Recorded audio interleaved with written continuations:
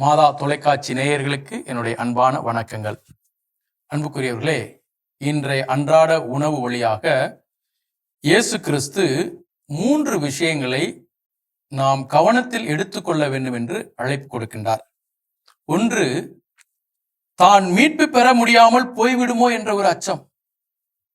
ஒரு நபர் இயேசுவை பார்த்து இந்த கேள்வி கேட்கின்றார். ஆண்டவரே, மீட்பு பெறுவோர் சிலர் மட்டும்தானா என்று கேட்கின்றார். அதற்கு இயேசு உடனடியாக இடுக்கமான வாயில் வழியாக நுழைய வருந்தி முயலுங்கள் என்று பதிலளிக்கின்றார். இந்த கேள்வி கேட்ட நபருக்கு ஒரு விதமான பயம் தொற்றிக் கொள்கின்றது. நான் மீட்பு பெறாமல் போய்விடுமோ என்ற ஒரு அச்சம்.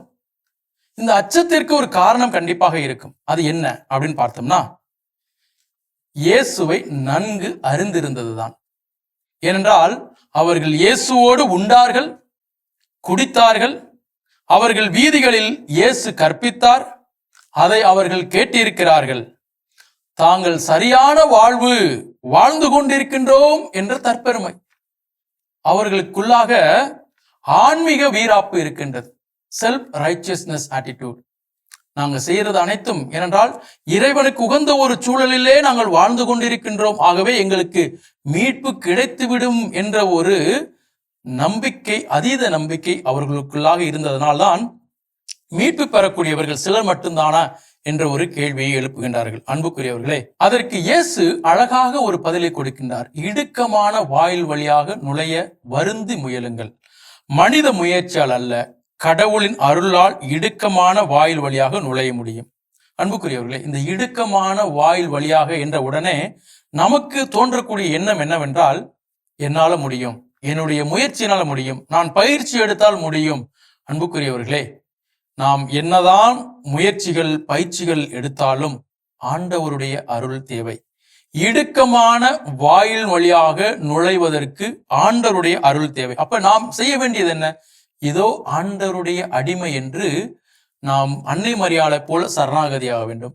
தந்தையே, கையில் என் ஆவியை ஒப்படைக்கிறேன் என்று இயேசு கிறிஸ்து தந்தையினுடைய கையில் ஒப்படைத்ததன் வழியாக அவர் உயிர் பெற்றெழுந்தார். மீட்பை நமக்கு முழுமையாக கொண்டு வந்தார். அதைத்தான் பவுல் தன்னுடைய கொரிந்தியருக்கு எழுதிய திருமடல் 2வது திருமடலில் இவ்வாறு சொல்லுகின்றார். எனக்கு அருளப்பட்ட ஒப்புயிர்வட்ட வெளிப்பாடுகளால் நான் இருமாப்பு அடையாதவாறு பெருங்குறை ஒன்று என் உடலில் தைத்த முள் போல் என்னை வருத்தி கொண்டே இருக்கிறது.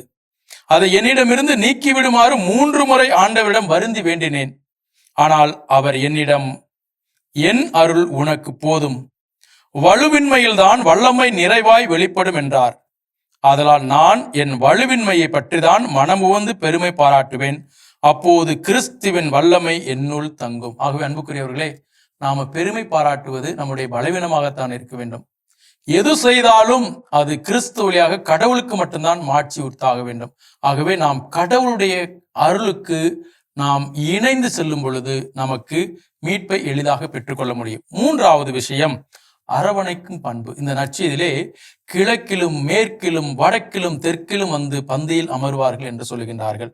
ஆகவே இந்த விண்ணகம் என்பது, இறையாட்சி என்பது எல்லோரையுமே அரவணைக்கக்கூடியது.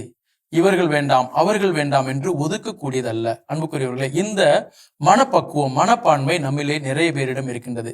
நாம் பல நபர்களை, இவர் எனக்கு பிடித்தவர், இவர் எனக்கு பிடிக்காதவர், இவர் எனக்கு வேண்டியவர், இவர் எனக்கு வேண்டாதவர் என்று ஒதுக்கக்கூடிய மனநிலை நம்மிலே இருக்கின்றது. ஆனால் இறையாட்சியினுடைய முக்கியமான பண்பு என்னவென்றால், எல்லோரையும் அரவணைத்து ஏற்றுக்கொண்டு ஒருமித்து பயணிப்பதுதான் இறையாட்சி.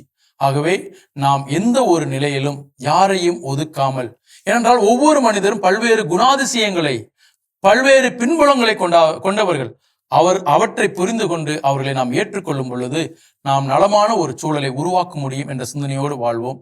இறை ஆசி நம்மை வழி நடத்தட்டும். ஆமேன். இயேசுவுக்கே புகழ், இயேசுவுக்கே நன்றி. மரியே வாழ்க.